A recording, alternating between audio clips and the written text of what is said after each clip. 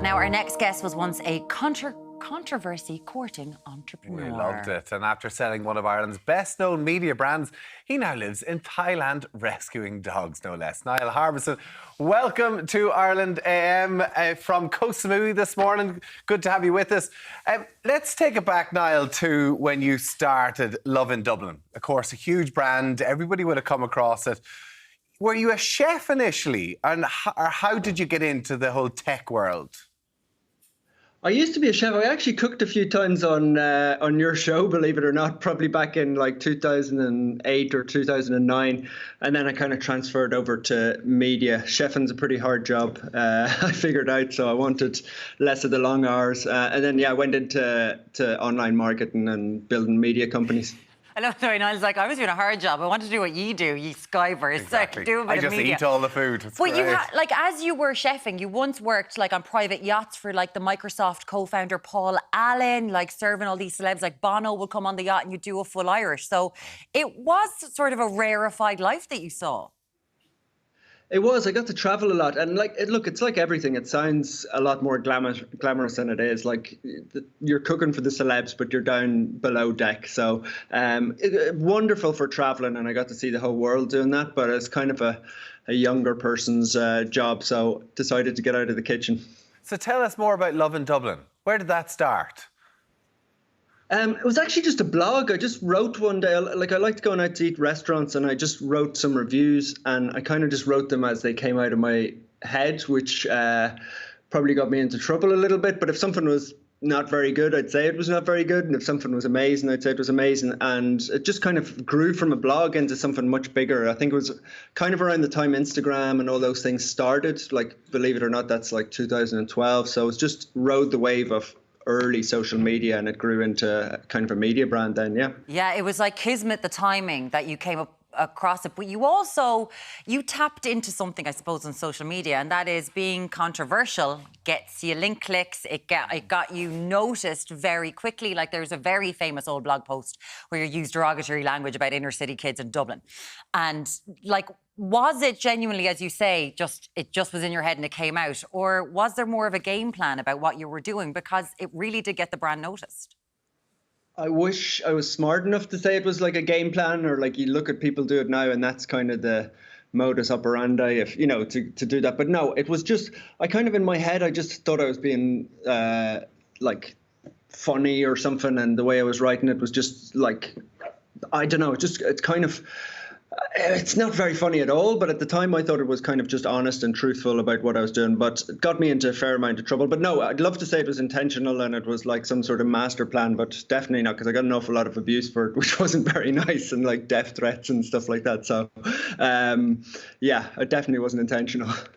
We see your buddy sitting beside you there. I'll chat to you about him in just a second. I have to ask you though, because it was no secret about your addiction with the likes of alcohol and how you did go through a difficult time with that. Was moving to Thailand a way to get away from that, the scene that you're in Dublin, or what was the catalyst to move all the way over to Thailand?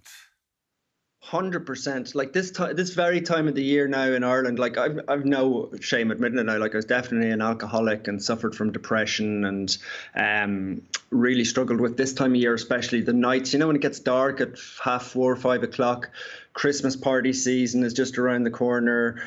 I just loved the pints of Guinness at 5 o'clock, and then ended up at 3 o'clock in the morning coming home when most people would go home normally. And that sounds like fun and a bit of a laugh or whatever, but then I'd still be drinking on a Monday morning, having a bottle of wine at 9, probably the time your show's on. I'd be having a bottle of wine and easing myself into the day and taking Valium and stuff like that to calm myself down. So I moved here for, believe it or not, like Thailand, probably in your head you think party scenes, all that sort of stuff, but actually there's a really healthy living buzz here as well. So that was primarily the weather and the kind of healthy living scene was why I moved here.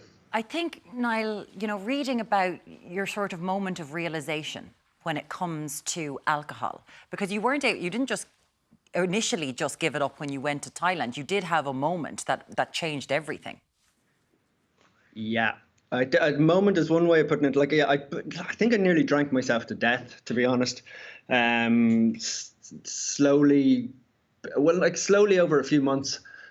Like I was drinking, I'm not joking you, I was drinking about 3 or 4 bottles of wine a day, 2 Valiums, and then I'd have 10 pints, and I'd maybe sleep in the middle of that and wake back up and have them, and it ended up just horrific, where I finished up on whiskey, which I never drank in my life, but it's the only thing I could drink in the morning was like half a bottle of whiskey to calm myself down before I could like go to the shops to get more alcohol or go to the chemists to get Valium or like whatever the next step was. So I ended up in hospital, and like I was rigged up to machine. It was like ICU basically for 3 days, and that's when I decided to change everything. It was like the ultimate wake-up call.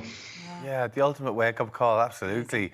And you've discovered a new purpose, and it is pretty incredible. I mean, and you see the dog walking around behind you, but how did rescuing dogs in Thailand, where did that come from?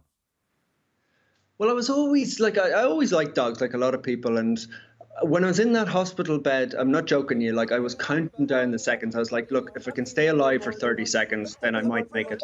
If I can just make another minute, I'll still be alive. And then I lay there and I was like, right, if I'm going to die, I was like, what have I achieved in life? And I'm like, okay, I pushed some spreadsheets around and did some numbers and wrote some blog, but like nobody cares about that. Nobody's going to remember you.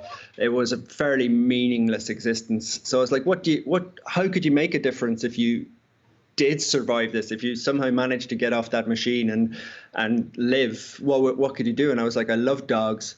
I'll go and do that. Now, it wasn't that coherent to think about it in 2 minutes, but like that evolved over the next month or two after I got out of hospital. And I was like, right, I'm going to dedicate my whole life to dogs. I don't care about money. I don't care about, fancy cars or prestige or anything like that. I was just like, I'll just dedicate my life to dogs, because then next time I am dying, hopefully in 30 or 40 years from natural causes or something, I can lie there and be like, I've done something really worthwhile in my life. So that's how the sort of chain of thought came along. It's really beautiful, and I know that people can follow you and people can get involved. You're trying to save, feed 10,000 dogs a month. Where can people find you online, Niall? Just Instagram or Twitter, really. Just my name is probably the best place, and you can. I try to put out happy content because I know, like I love charities and dog charities, and everybody does such amazing work. But I find it myself as an animal lover quite upsetting sometimes to see that stuff in my social media, and it puts me in a bad mood that there's so much cruelty. So I just try and put really positive spin on everything and give them little characters, like a soap opera for dogs, I kind of say. Oh, listen, fair play to you, Niall. Given that epiphany that you almost had and the dark times that you had as well, and living it up over in Thailand, it can't be too bad over there, can it? Niall, thank you, Niall Harbison, thank you very much, and cheers for talking to us. And sure, we'll get you onto the sofa when you come back to Dublin at some stage. Thanks, guys.